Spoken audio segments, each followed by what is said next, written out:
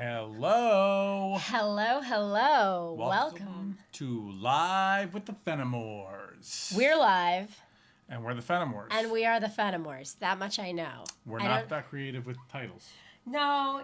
Maybe somebody else out there is. I don't know. If you guys think up a clever name other than Live with the Fenimores. We decided to go for the self-explanatory route. 8:45 p.m. with the Fenimores. Nothing gained... Eastern time. Nothing is gained in subtlety, right, guys? Yeah. Hello. Feel free to drop where you guys are tuning in from. We always love to see that. Different states, different countries. It's an exciting thing. It's a small world after all. Yeah. We're excited to be here. What's up, Travis? Good to see you. Yeah. Thanks for joining us. We are brought to you by the Heart Posture Collective. Some of you have heard about it. It's our awesome community that we built for coaching and coursework and just people that want to kind of Dig deeper, yeah. So anybody interested in that, drop us a DM. Shout out to the HPC members tuning in, especially our Genesis founding members. Yeah, anybody that's here, we always appreciate you. Oh, Travis says he's drinking a cold glass of milk right now. Inappropriate. I'm going to shut this show down right now. Massachusetts, Washington. Anybody New Jersey and HPC. Julie in the house. Awesome. How's it going, Julie? Good to see you. Louisiana. All right, now I just sound like an auctioneer just naming states. Have you ever tried that challenge? Okay, it was made famous in the 90s to early 2000s by a show you might have heard of called Friends. Now, Friends, for those of you unfamiliar, is not a Christian television show. Very secular values. I probably shouldn't have been seeing it at the age I was. But in any event, there was an episode where they did this task of taking a blank notebook and trying to name all 50 states without... They didn't have smartphones back then, but you couldn't look it up. You couldn't ask anybody. You had to name all 50 states. And everybody thinks that they can do it. And it is tremendously difficult. I haven't done it in decades, but boy, should we. I could do it. I will repeat. Everybody thinks that they can do it. Iowa and but Idaho. But it's tremendously difficult.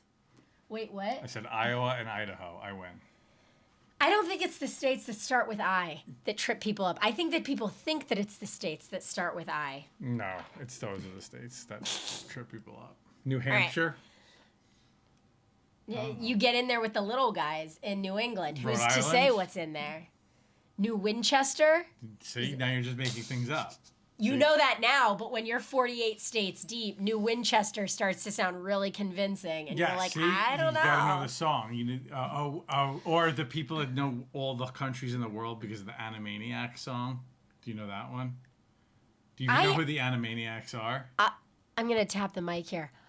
I never had geography class. Yeah, but that's why the Animaniacs. Do you know who the Animaniacs are? I've heard of them. They're the three wild little cartoons. Okay. A lot of people know the Animaniacs song, the geography song. I don't. Anyway. I don't. That would be a fun segment. It's a good song. Teaching geography. Anyway. So maybe we'll do that next week. Sure. Speaking of geography, we kind of did a little tour around the world today. We did? We went to the zoo, so we got to see animals from all around the Going to the zoo is a bit like going to the mall food court. You do get to experience different cultures in a very accessible way and in a very compact geographical location. Probably not as accurate as actually... Why the mall food court? Because they have different cuisines? Because I would say just going to the mall, you experience a lot of different cultures. Now, that's a very meta, abstract way to think about it. I was thinking the mall food court because growing up, it had everything. You had the pizza place, you had the Chinese place, you had all the other places, and you basically got a bunch of bases covered there. Yeah, no, sure. Yeah. All right, so tell us about the zoo, Jimmy. No, James. we were at the Jimothy. zoo. We were at the zoo. We saw lions. We saw tigers. Bears. But did you see bears? There were no bears. James did illuminate me today as we were walking. Oh, we went with our kids, by the way. We don't just go gallivanting around the zoo just ourselves. Although I guess that would be fun. No judgment if you and your spouse do that. You know what? I did see a couple there with a really small baby that definitely had no idea what was going on. They were super jazzed, and I was like, this is for you.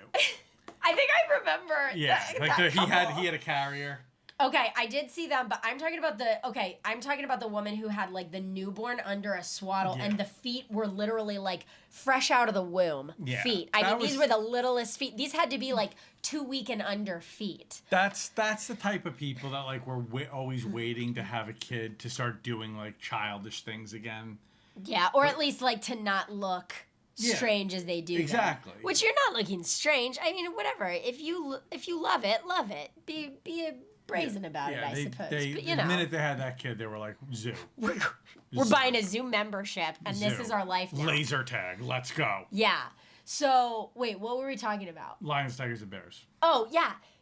My very informed husband told me, so we referenced Somewhere Over the Rainbow last episode. Circle back to that. We were talking about lions, tigers, and bears today at the zoo, and he told me that nowhere on earth do lions, tigers, and bears coexist all together. Except in The Wizard of Oz? In The Wizard of Oz, yeah. Okay, well. I'm pretty sure that was the gist of it. But there wasn't a tiger in the... Well, there was a lion. Was there even a bear? They made it through quick enough so they didn't get eaten by them.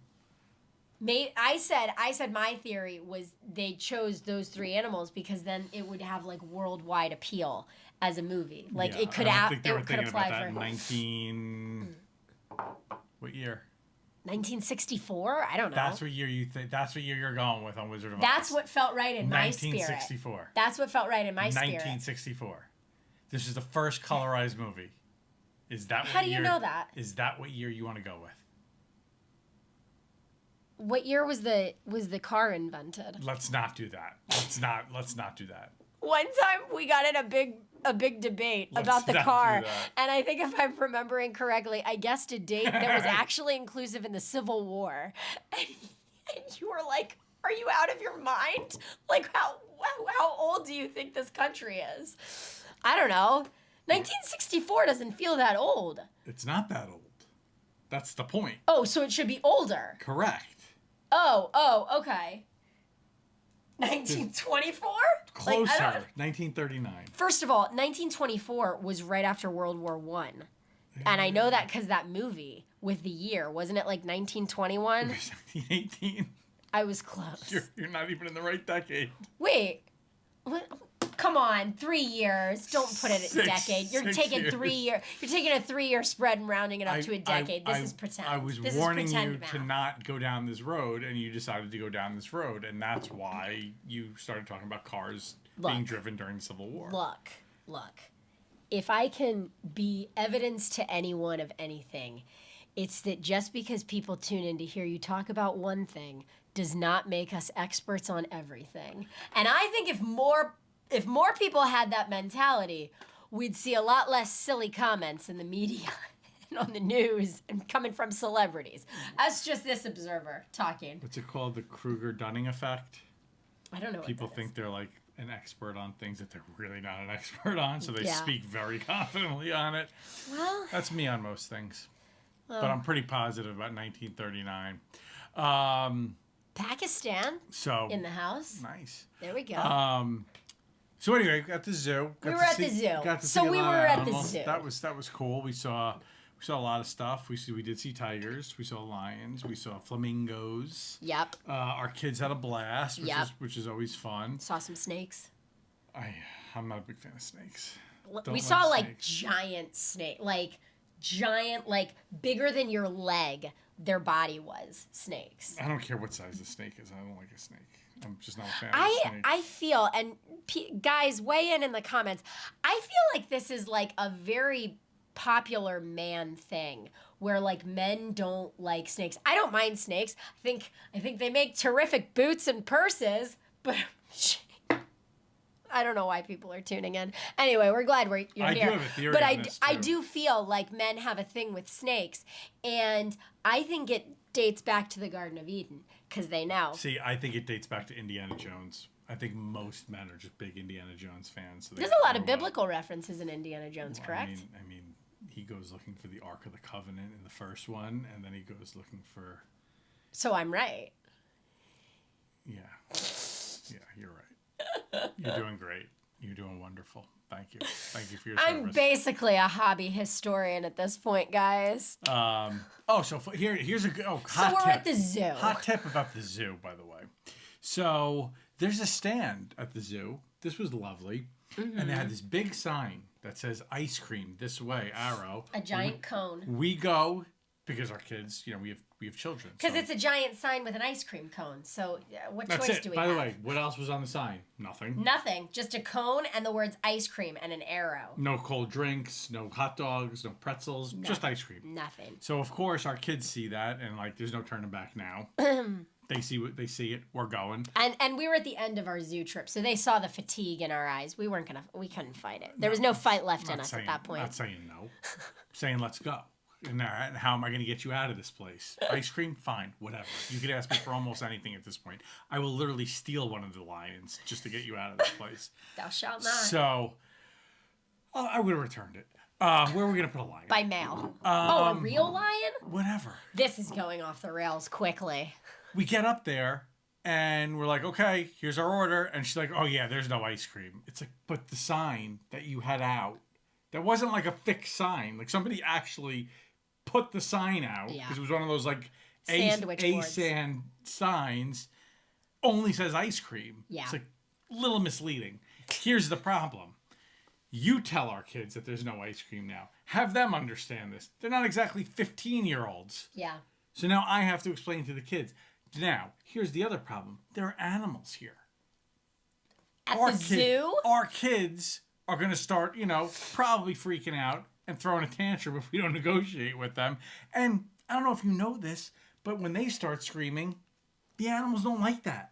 Yeah. Just not a well thought out plan. We were by the primates after all. That's what I mean. They might have thought it was scare me. mating season and some of the pitches our kids could get to. Now we're getting crazy. Now this is going off the rails. Yeah.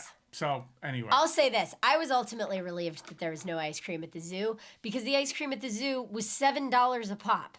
$7 for a tiny little ice cream cone. And I don't know when everyone started charging airport prices in just other places, but everyone thinks that they're an airport nowadays. And I, being the notoriously frugal, almost embarrassingly cheap human being that I am, I saw the price, and as soon as I saw the price and she said there's no ice cream, I was like, well, God's hand of anointing is on us after all. Look at that grace and mercy. Now we're going to go somewhere else where we can get like a $2 cone because I think it's 1925 in the years, and I think everything should cost a nickel. This is the problem, though. This is the difference between husband and wife. She is right, and I do appreciate your frugality, but we still have to get the kids out of the zoo. And the $12 of ice cream well, that's not the math. Would have gotten them out the door. Yeah, that's true. Now we have to take them through the gift shop. Yeah, that was definitely more costly. Net, that was a big negative. That's true. All because the sandwich board, the sign said ice cream with a giant cone, and there was no ice cream. Guys, just put the sign away. It's not, here's my thing. From a lazy employee standpoint, which I used to be, like if you want to talk lazy employee, I think people used to think I had bathroom problems because I would always go to the bathroom just to text at certain jobs. Like I was very lazy as an employee back in the day before I found Jesus. But now I'm a better worker now. But that's not the point of the story. The point of the story is even if you're the most lazy employee, which is what I tend to view things through the lens of in these situations, where I'm like, if I were that chick behind the counter, I would be the one pulling the sign in and taking it in because I don't want to tell 37 people that there's no ice cream. I would just rather 37 people just walk by and not bother me at all. And so it really... They probably thought I would end up buying a pretzel. I don't even think they had... It was coffee. It was a coffee shop, I think. I don't know. There was no ice cream. That's all I know. They had pretzels. I could tell. It's probably a $14 pretzel. Probably was a $14 pretzel. And you know what? I probably would have bought it. Uh-oh, I have an alert. You're in sleep mode. I don't even know what that means. It means it's 9 o'clock at night. That's what that means. Time for bed. And so, anyway, speaking of differences in relationships, like me being notoriously frugal, it reminds me of these memes where it's like it shows the gas tank And guys, weigh in if you're married or in a couple or whatever. Like, if this is actually true, because this was very much true when we met, where it's like the gas tank meme, where it's like one has half a tank and the person is like, oh my gracious, I need to fill the tank. And then the other is like on E with the red light blaring. And the caption is, I know my car. I got this. I know my car. And then the caption below is, and they marry each other. And we did. We did. My favorite now, like the modern version of that, is like a married couple walking through the airport, and you could hear their thoughts, and it's like the woman or the man. It goes both ways. It's like la-di-da, I like this. This is a beautiful What kind of man is that? No, that's the woman. Oh, I'm like, you said it goes both ways. I'm like, what kind of man are we talking about here? The man wouldn't be doing that. He'd be like, fantasy football. You know. What I mean? Gotcha. And then. But we're la-di-da. And then the man's brain, it's like, okay, it's 572 feet to the gate. We leave in exactly 46 minutes. That gives us one time to go to the bathroom, 3 minutes to get waters, 2 minutes to get a snack. I've seen that. And then it's like, there's an exit over there. There's a shady guy over there. There's an exit behind me. If something goes down, we got to go this way. And it's like all logistical. Yeah. So, and again, they marry each other. So yeah. I like that one too. So I think that's like the modern day version of that meme. Yeah. Which one are you in that scenario, Trisha?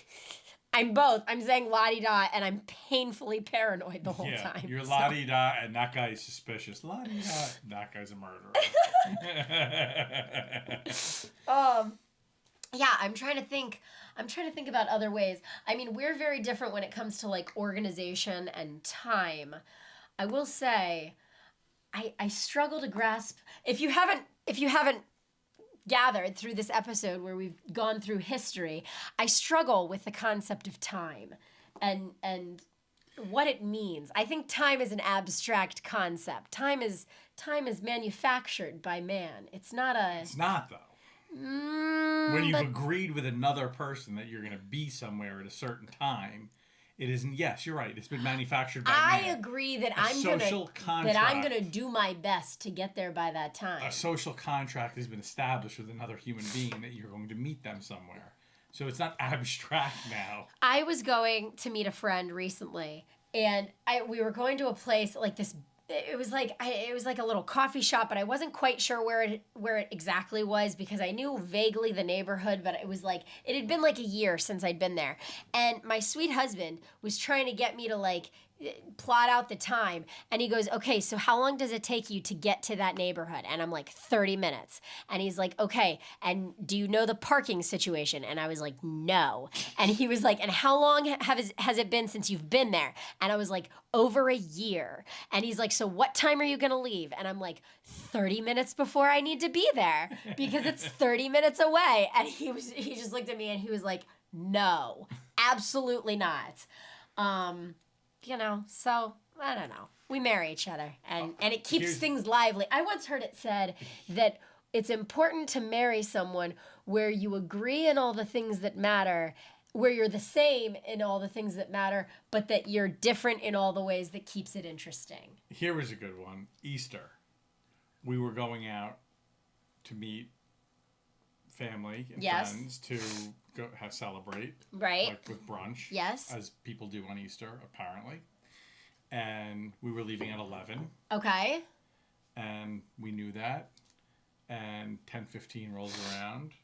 And I said, What was I doing in the kitchen? You weren't doing anything in the kitchen. I was doing something in the kitchen. You were doing something near the kitchen. I was in the kitchen. It was on the couch. I was around the kitchen. Like I said, near the kitchen. I was within walking distance and eyesight of the kitchen. Is within eyesight of the kitchen. I was working in the kitchen. You were laying on the couch. I was busy in the kitchen. You were very busy laying on the couch.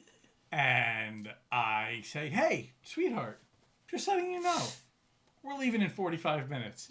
When I say... You darted out. You shot off that couch so fast. I remember. I was there. You were not ready. But I was in the kitchen, I mean. I darted out of the kitchen. Yeah. There was not a stitch of makeup on yet. There was the hair was... And as you were going, I was like, are you going to be on time? Are we going to be on time? No. Door shut. At least I was honest. So we've got that going for us. So, yes. I was... At least my expectations were met. I wasn't... Like, oh, we're still going to leave here at 11. I knew at that point we were leaving at least 11:10.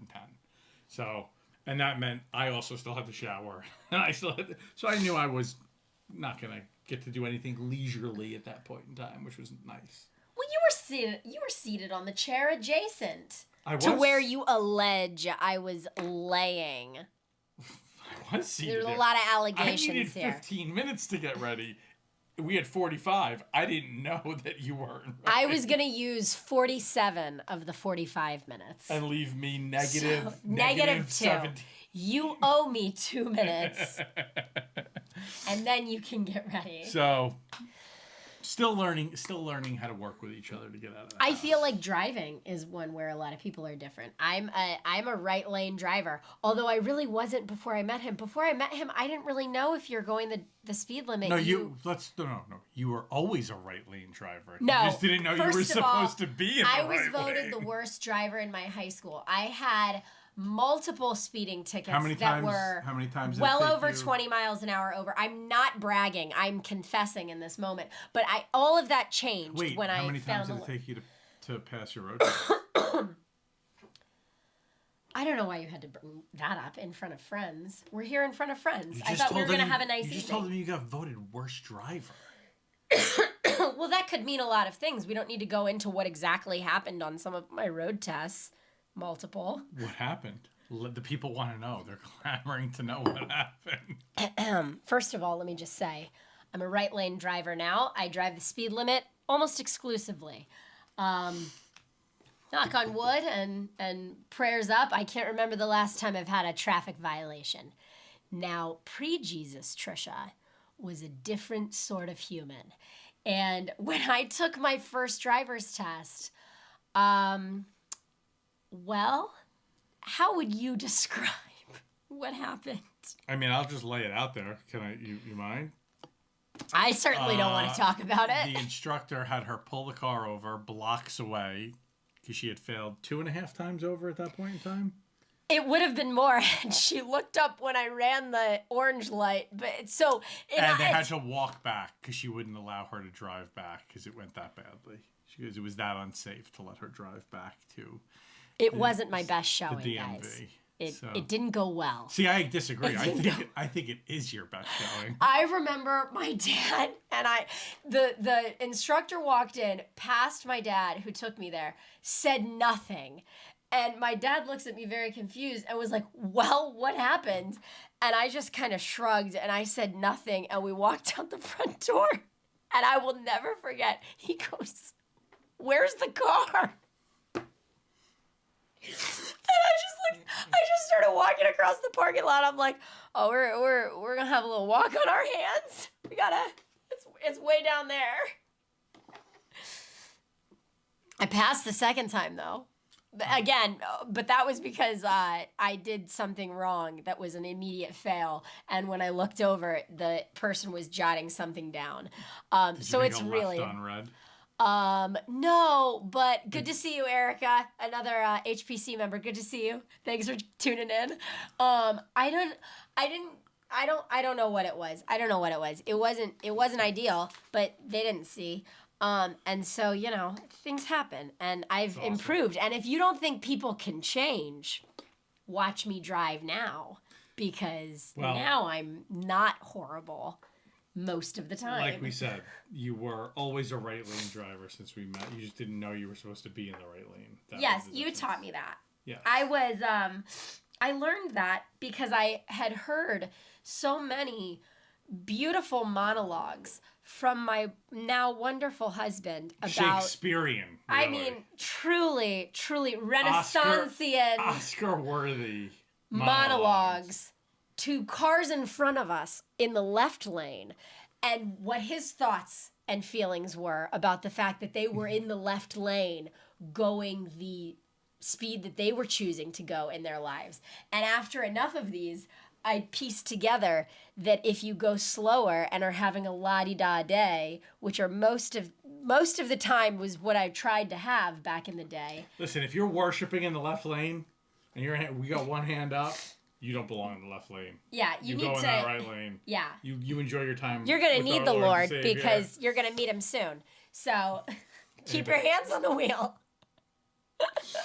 Yes, there were some that I used to have many conversations with the cars around me, behind me, in front of me, to the right of me. Not anymore. Less now. Much less now. Much less. Sometimes. He is a New Yorker after all. Well, now I like to talk to the people around me. I like to let them know I'm there. At a certain point in the marriage, I needed to speak up and put my foot down. First of all, I don't believe in karma, but if somebody would, they'd probably make a joke right now that it's like all of your terrible driving and you married somebody who likes to instruct what the other person should be doing. And so by osmosis, I received a lot of driving lessons. And yeah, I mean, look, I'm not going to sit here and thank you because it wasn't great sometimes. But you have improved. I usually will explain to people why they should have put their blinker on when they don't, or their indicator for people that don't use the word blinker. Is that our international crowd? Because who says indicator in America? A lot of people don't. In America? A lot of people don't say blinker. Turn signal. Well, I've heard turn signal. Yeah. Is this my cue to do accents? No, please don't. Please. Right, use your blinker. I don't know what that one was. Hold on, let me just get warmed up. No, you take the.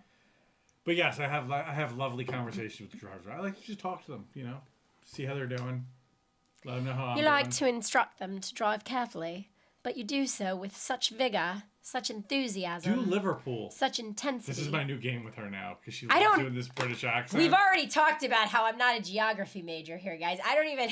If I had to identify England on a map, I would struggle, and I'm over 80% English. I'm not proud of this, guys, but for you to think that I know where Liverpool is versus other places is frankly amusing. She could only do like a very prim and proper British accent the minute I try to get her. No. I could do the water. Water. Are you doing a Dell? Is this a Dell? I feel like this is just a Dell. You just eliminate the T's? Yeah, I feel like you're just doing a Dell. I need more water. No. Do you have water? How's your water? Is it cold? There's Italians coming out now. I know I'm. Now she's in trouble. But anyway, differences in relationships. Some of us are Oscar-worthy accent doers, and others are Oscar-worthy monologue givers. We should start recording them. I think it would be good for people. I literally, at one point, I was like, if you're going to do this, I'm going to prop a camera on the dash and we're going to lie. Somebody's going to learn something from this because I've heard all the lessons all the time now. Now I've already heard them all. I can recite them myself, but I'm not going to. And you're a wonderful driver for it. You're welcome. I've done you and You've done the Lord's drivers work. Around us. You've truly done the Lord's work. Guys, I'm going to shout this out one more time because I do it every week. People are asking to join the live right now. There are accounts on social media that are asking to join this live. They're requesting that we just approve them and let them be filmed to you guys straight here on the screen. And to that, I just want to say, guys, it's the internet. I don't know what I would be agreeing to. I think we should do it. One day we might. One day we will. I think we should do it. Curiosity is going to get the best of us. But not today, guys. We're not approving random requests for people to join this. We love you with the love of Jesus, and we want you here, but we also don't know what's going to be shown or said, and there's a responsibility that goes along with this, that we can't just be approving people willy-nilly to be presenting If here. we could get a preview of the screen before we let them Find me the app. I would. You know what I would agree to? If you brought in conspiracy theories. I saw recently a party where everyone had to present a conspiracy theory. And I think that's so much more exciting than a covered dish. And I like to cook. I love a good potluck. But you bring your own conspiracy to a party and you have to convince people of it. That is where I would approve people to come onto these lives. You have 3.5 minutes to make your case for some conspiracy that I should believe in. And honestly, if you do your job right, that's probably enough for me. Yeah, fair enough. I keep coughing. Well, stop. Seems like I'm solving problems. That's what I do. I solve problems. Anyway, I know we want to talk about the story of our second date because that was what was promised. But does anyone have any questions before we launch into another? We'll make it interactive here as I'm chugging my water. Does anyone have any questions to open it up to? Well, I'll start talking about the second date. How about that? While you get your stuff figured out. So our second date was in the magical city of New York. New York City. Yeah, where dreams are made of, apparently, according to Alicia Keys. Oh, yes. And a lot of other people. I'm just quoting the song. Anyway, so I had this lovely date planned. I was living out on Long Island.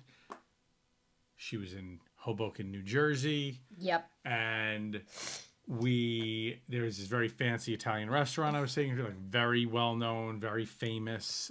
They have a couple more locations. You might have heard of it. It's called the Olive Garden. Wait, what? Okay, I'm joking. I didn't really take her to the Olive Garden. That I wouldn't. One day. She took me to the Olive Garden. I did take him to the Olive Garden. I enjoy a good Olive Garden trip.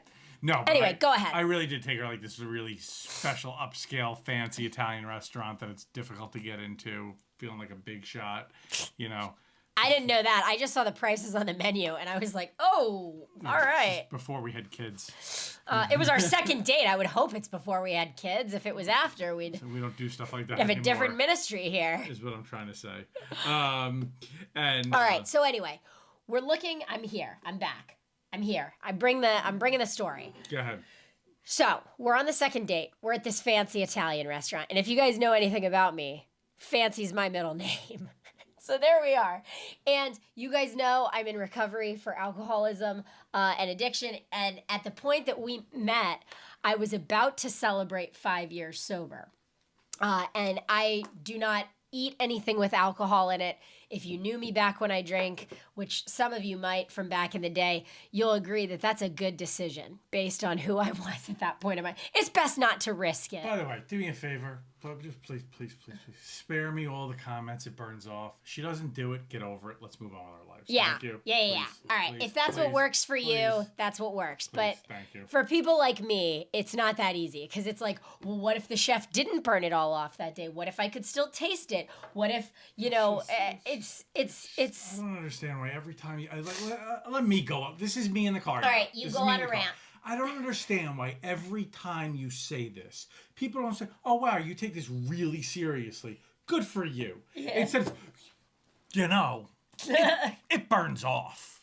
It's like, who cares? You take it seriously. Right. Good for you.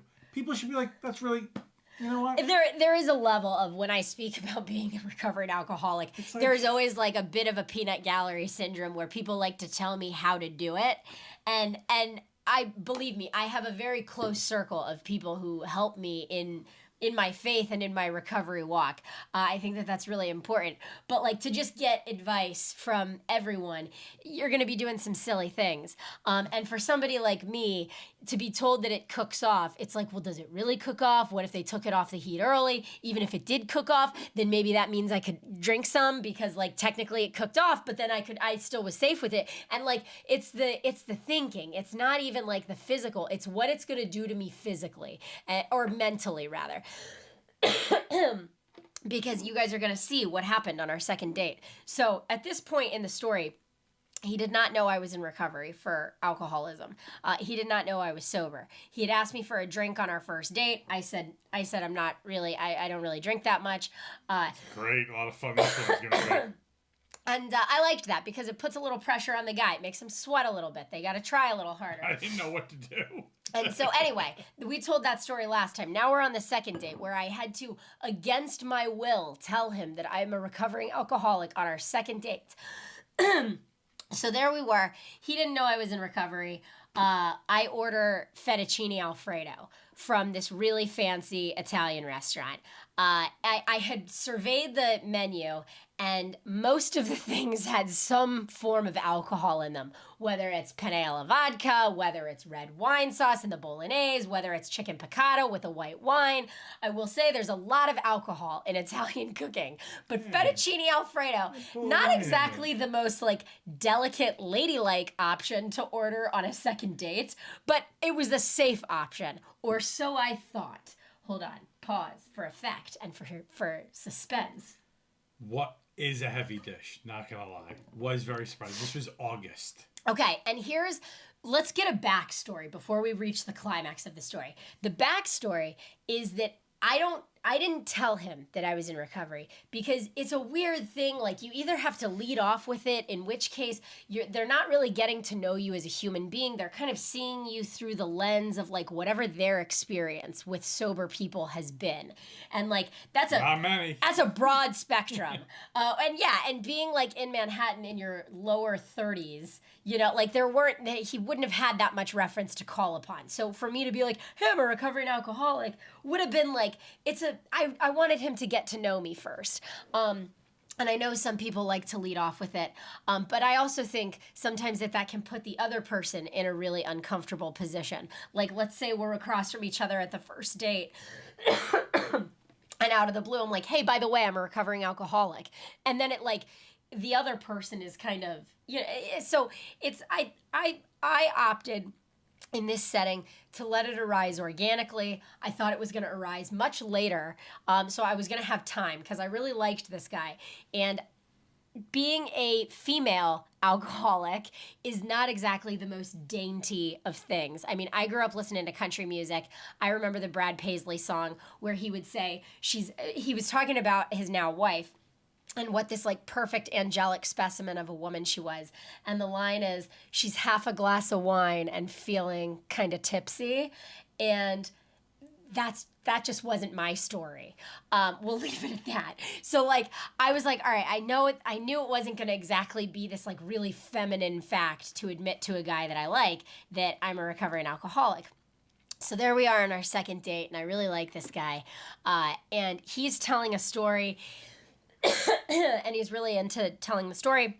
And the fettuccine Alfredo arrives, and I'm happy because there's little green peas in it. And I take one bite, and as he's telling the story, it's like my mind just like explodes because I realize that there's alcohol in the sauce.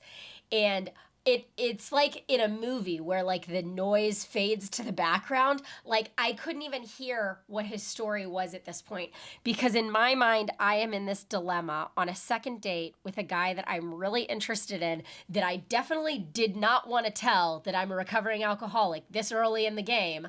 And I'm sitting there and I'm like, all right, what are my options here? I can either eat this and be absolutely miserable and crazy for the rest of the night, thinking what this is going to mean. Am I going to turn into a werewolf? What's the ticking time bomb? Like the twist that it was going to do to my brain. And as he's telling the story, I just knew that wasn't an option. I was like, I'm going to be miserable. I don't want to gamble this. Okay, so what are my other options? I could inexplicably send the dish back and offer no explanation for it and just say, I can't eat this. But here's the thing. I grew up in the rural Midwest. I was always taught to be polite. I lived in poverty, well below the poverty line there for a while.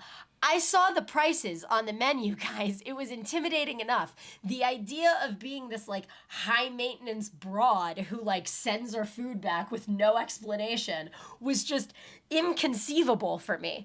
And so I just was like, oh man, like I just resolved to myself. I'm like, I guess this is it. I guess I gotta tell him on the second date. And he's telling a story, and I realized that what I'm doing in my brain isn't fair and that I need to interject. And so I paused and I said a prayer and I asked God to give me the right words. And I said, oh, she coughed just like this. Sorry, I'm just getting over this. You're really good at reenacting this.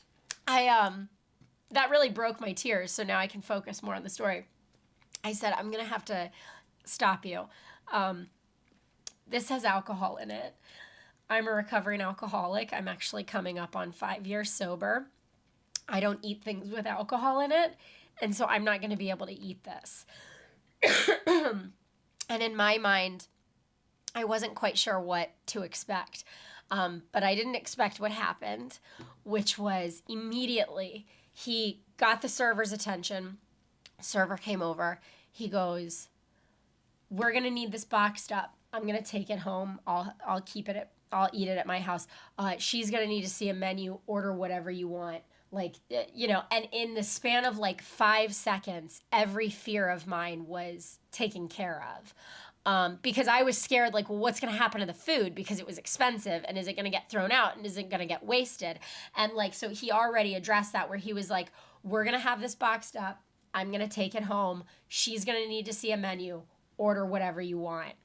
And I can honestly say that was the moment I started to fall in love with him, like on the second date.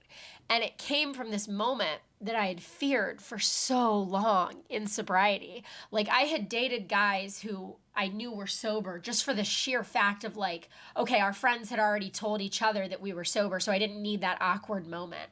But to tell a guy who was a normal drinker and didn't have any alcohol problems that I struggled with alcoholism, and to have it be, to feel so taken care of in such a, I mean, it was immediate. Like, within like 10 seconds, everything that I was racking my brain scared of was just gone. And I love telling that story because it's like, how many hours did I spend fearful as a single young woman? Well, some guy's not going to accept me, and like, what's going to happen, and they're not going to like me. And what wound up being this moment that I had been so dreading and so scared of for so long wound up being the moment that I fell in love with my husband. And I just think that that's amazing how God works, because like, he really took something that I was so scared of, and when I surrendered it to him, he turned it into something so beautiful. And then I got shrimp, and that was really delicious. But I was still hungry because there weren't that many shrimp. And so then you took me to dessert. That's right. We got dessert. Oh, man. I got to go blow my nose. You're going to have to, like... I will say... I'll be right back. I'm just sobbing. Don't mind me. I'll just be sobbing in the background. The big guy did me a solid, too. When I put my hand up and that waiter showed up, like, that doesn't really happen, right? Like, that's like a movie scene. I mean, I put my hand up. The waiter was there in like not even 2 seconds. And I was like, yeah. I took care of everything. Like, I was some hotshot. I was a nobody. No, but I was lucky to get this reservation. It was the consideration. No, I know. But it was just, I'm saying the way it worked out, it looked really, I'm not going to lie. I'm saying not going to lie. It looked really cool. How quickly, like, the guy came over. The guy was right over like, there. And so it was like the perfect moment. How much everything flowed right out of me. It was like I was possessed with how quickly it all just came out. Like, smooth just came out because I meant it. I really did. I didn't think anything of it. What was so crazy? I crazy? just wanted to take care of you in that moment because I didn't want you to feel bad. I didn't want you to feel, I saw the awkwardness on your face, and I wanted you to be in the moment with me because I was having such a great time with you, and I didn't want anything to take you out of that moment. And I knew this did, and I was like, this is no big deal at all. I just wanted you to come back and be there with me at the table. And for years. Oh, the prologue. Years. I'm taking. Years. I'm taking over. After this. I ate the fettuccine Alfredo. He ate the fettuccine Alfredo. The waiters said they went back and talked to the chefs, talked to the kitchen. And they're like, Madam, there is no wine in his sauce. I'm glad you're Italian doing this, because otherwise it would be hugely offensive to Italian people. She goes, I could taste it. There is. And she said, no. We check. There was wine in that sauce. There's no wine in the sauce. We talk. And I actually insisted. I said, look, it doesn't matter. Just bring her something else. Box us up. We're good. Yeah. Because at that point, it didn't matter. If you thought it was, that's how I felt. Didn't matter whether there was or there wasn't. You're going to want to hear the rest of the story. There's no alcohol fettuccine Alfredo. I know this, all right? This is me. I'm Italian. Forget about it. So I take it home. I eat it. I go, well, I don't know what. Wait for it. Listen, she's a beautiful girl. She's from Ohio. What does she know? She don't know nothing. I eat the fettuccine Alfredo. It's getting worse. There's no alcohol in the fettuccine Alfredo. Come on. This is a famous Italian restaurant. They know what they're doing. This girl's from Ohio. There's like 4 Italian people in Ohio. I go there. They point at me. 4. They point at me. They're like, look at this guy. He's a good All right. Anyway. He has insisted. I've insisted for years. That there was the entirety of our relationship. That she was in her head. That I was She was just nervous that she was going to have to tell me. I was imagining things. I must just be this hysterical, silly woman who doesn't know what she's talking about. 5 months ago, you finally... You ate something, took one bite of something. Yep. That said had no alcohol in it. Yep. Returned it. We were out. We were out with it was like our first date anniversary. Yeah. I remember. We go out on the anniversary of our first date. There was no alcohol. They swore. I mean, the server came out. The manager, the chef. We actually will say that she has an allergy because it's just easier. It's just easier to explain, and people take it a lot more seriously when I say I'm allergic to alcohol. By the way, same thing. This is why I get annoyed. You know, cook soft. Come on. Enough with the cook soft. All right, so we eat this. I take one bite of this appetizer that looks lovely, that our server knows I'm allergic to alcohol. The kitchen knows, the manager knows, the next table knows, everybody and their next brother knows. And I take one bite of this appetizer, I put the fork down, and I go, there's alcohol in it. And no, there's not. We checked. So they have a whole 10 minutes later. They come back. It was like oozy. It was ponzu. No, there was some ingredient. It was an Asian dish. Something. It's like a trace amount of like rice wine in like the tiniest, most diluted. We're talking so minuscule, like barely shows up on the ingredient list in like a vinegar or like like barely any. I looked her dead in the face. I said, "There was alcohol in that fettuccine Alfredo. There was alcohol in that fettuccine." I am 100% positive. Only 8 years later did I get my vindication. I am 100% sure. Did I get closure? There was alcohol in that fettuccine Alfredo. He has known me now. We've been dating almost 9. We've been dating. Well, we're always date your spouse. We've been together. We'll see how it goes, guys. Fingers crossed. 2 kids in a house deep. I think my mascara is running. I don't care. I'll go catch it. No, it's running. Yeah. Anyway. I think we're about to wrap. No, so all this time later, I mean, I'm like a bloodhound. Like, I can just tell. It's something in me. And now he will swear up and down. He goes, I don't care what the kitchen staff at Il Molino says. I don't care what anybody says. There was wine in that fettuccine Alfredo. Because he's seen me get it right so many times where like there's some random, one time it was like a frozen meal, like a $3 frozen meal that I got for like a quick lunch. I took one bite and I was like, there's alcohol in this. And he looks at me, he's like, Trisha, this is like a cheap frozen meal from the grocery store. There's no wine, like there's no alcohol in it. And I look through the ingredient list and I point to it and I'm like, Chardonnay right there, one of the last ingredients in this cheap $3 frozen meal. You would never guess it, but I can tell. Yeah, you could tell, all right. I can tell. Bloodhound. Unfortunately, this is your superpower. Like, I wish it was like, betting on ponies or something. We'd be doing a lot better off. Not sure how to monetize this, per se, to turn this into a... Figure this out, take you to the carnival. What has alcohol in it? Step right up. This girl can tell from a mile away. It's a weird gift. But honestly, it is a gift.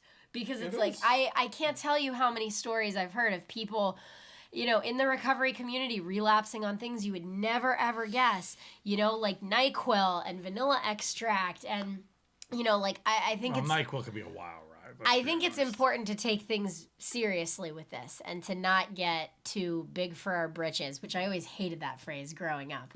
But it's like, I don't think that I'm going to outsmart the penne alla vodka. And honestly, if you knew who I was before sobriety, you would encourage me. Keep the pasta as far away from her as possible. Take the pasta. Let her live her life. Because it's like, just don't fight people in recovery about how they're living their lives in recovery. The addiction was bad enough. Let us just, grow into this new life and whatever quirks and preferences, and in my case, what I see as a requirement we need, then that's what we need. And I appreciate you being an advocate for us here. As everyone argues, well, it cooks off. It's like, whatever. Who cares? Maybe it does, maybe it doesn't. It's like, not for people like me. Yeah. Because it's not just a physical. It's all the things. It's a... Yeah.